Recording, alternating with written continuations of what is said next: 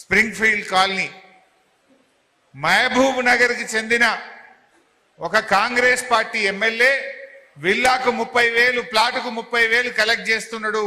ఆ పైసలు తీసుకపోతేనే గవర్నమెంట్లో పని అవుతుంది అని చెప్పి ఏజెంట్లు తిరుగుతున్నారన్న అని చెప్తున్నాడు. అంటే 22 ఏళ్ల వెట్టుడు ముఖ్యమంత్రి గారి పొంగిలేటి గారి ఏజెంట్లు ఇవాళ తిరుగుతున్నారు. కాలనీల మీద పడి గ్రామాల మీద పడి మీరు డబ్బులు ఇయ్యండి, మీది 22 ఏకేలు తీసేస్తాము అంటున్నారు. నిన్న ఒక ఆయన తెలంగాణ భవన్కి వచ్చిండు, అమీన్పూర్ అనుకుంటా. మా భూమి ఎందుకు 22 ఏళ్ళు పెట్టిండ్రు అని ఎంఆర్ఓ దగ్గర పోయిండట. మాకు తెలియదు, ఆర్డీఓని అడుగుపో అన్నాడట. ఆర్డీఓ దగ్గర పోయిండట. నాకు తెలియదు, కలెక్టర్ని అడుగుపో అన్నాడట. కలెక్టర్ దగ్గర పోయిండట. ఇది నేను కాదు, గవర్నమెంట్ నిర్ణయం తీసుకున్నది, గవర్నమెంట్ని అడుగుపో అన్నాడట. బయటకు వచ్చినాక ఓ బ్రోకర్ కలిసిండట. ఇక చూడుబాయి ఒట్టిగా తీసేస్తారా, బర్రె పాలు ఉత్తగిస్తుందా, సొప్పేస్తేనే పాలు ఇస్తుంది, గదేందో చూసుకోపో అంటుండట. అంటే ఈ 22A వెనుక ఉన్న కథ ఏంటంటే కమిషన్లు దొబ్బుడు. ఇలా కేసీఆర్ గారు ముఖ్యమంత్రిగా ఉంటే ప్రజలు కేంద్రంగా కేసీఆర్ గారు పరిపాలన చేసినారు. ప్రజలకు ఏం కావాలి? మంచినీళ్ళు కావాలి, నిరంతరాయంగా కరెంటు కావాలి, ఆడపిల్ల పెళ్లికి కళ్యాణ లక్ష్మి కావాలి, బిడ్డ కాన్పుకు పోతే కేసీఆర్ కిట్ కావాలి, పిల్లలు చదువుకోవడానికి గురుకుల పాఠశాలలు కావాలి, ఫీజు రియంబర్స్మెంట్ పథకం కావాలి.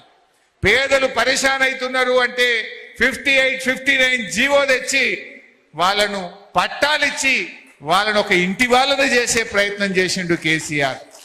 హైదరాబాద్ బ్రాండ్ ఇమేజ్ పెంచిండు కేసీఆర్. తెలంగాణ గౌరవం పెంచిండు కేసీఆర్. రైతులకు సాగునీరు ఇచ్చిండు, 24 గంటల కరెంట్ ఇచ్చిండు, పండిన పంట కొని రైతుల కన్నీళ్లు దుడిచిండు కేసీఆర్. ప్రజలకేం కావాలో కేసీఆర్ గారు ప్రజలు కేంద్రంగా పరిపాలన సాగించింది కేసీఆర్.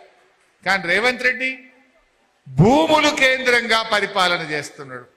7 కమిషన్లు వస్తాయి. ఎందుకంటే రేవంత్ రెడ్డి వెనకట చెప్తుండే, నాకు రియల్ ఎస్టేట్ బాగా తెలుసు, నేను రియల్ ఎస్టేట్ వ్యాపారిని. మరి నీకు రియల్ ఎస్టేట్ బాగా తెలిస్తే ప్రజల కష్టాలు తొలగిస్తావా, ప్రజలను పీల్చి పిప్పి చేస్తావా? ఇలా ఏం జరుగుతుంది రాష్ట్రంలో? గవర్నమెంట్ భూములు ఎక్కడన్నా హూడా భూములో, హెచ్ఎండిఏ భూములో, టీజీఐసి భూములో, హౌసింగ్ బోర్డు భూములో ఉంటే గజాలు కూడా అమ్పారేస్తుంది, పార్కులు కూడా అమ్ముతున్నాడు. మొన్న కూకట్పల్లి హౌసింగ్ బోర్డులో 1000 గజాల ప్లాట్, ఆడ మంచి పార్క్ ఉన్నది, పిల్లలు పొద్దున్నే వాకింగ్ చేస్తారు, పిల్లలు ఆడుకుంటారు, పెద్దలు వాకింగ్ చేస్తారు. 1000 గజాల పార్కును కూడా అమ్మడానికి పెట్టింది. దరఖాస్తులు ఇచ్చిండ్రు, కాగితాలు ఇచ్చిండ్రు, ఆఫీసుల చుట్టూ తిరిగితే లేలే అమ్ముడే అంటారు. లాస్ట్కు ఆ కాలనీ వాళ్ళందరూ హైకోర్టుకు పోతే పార్కును ఎట్లా అమ్ముతావని రేవంత్ రెడ్డి ప్రభుత్వానికి మొట్టికాయలేసి ఆ హైకోర్టు స్టే ఇస్తే ఇలా పార్కు మిగిలింది. అంటే భూములు అమ్ముడు. అంటే భూములు కేంద్రంగా పాలన చేస్తున్న రేవంత్ ఏం చేస్తున్నాడు? భూములమ్ముడు, పార్కులమ్ముడు, ప్లాట్లమ్ముడు. రేపటికి ఎప్పుడైనా గుడి కట్టాలంటే భూమి ఉండదు, బడి కట్టాలంటే భూమి ఉండదు, స్కూల్కి భూమి ఉండదు, శ్మశాన వాటికకు జాగు ఉండదు. మొత్తం గవర్నమెంట్ భూములను ఎక్కడ పడితే అక్కడ అమ్మి పారేస్తా ఉన్నాడు.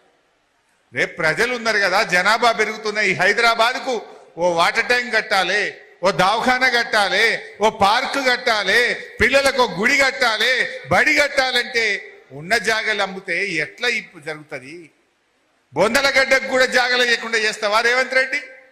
మా క్రిస్టియన్లకో, మా ముస్లింలకో, మా హిందువులకో ఎక్కడైనా బొందలగడ్డ కన్నా ఇంత జాగ ఉండాలనా వద్దా? గజాలు అమ్ముతా, ఎకరాలు అమ్ముతా, కనబడ్డ భూములు అమ్ముతా అంటే ఇది ఎక్కడి పద్ధతి అని నేను అడుగుతా ఉన్నా.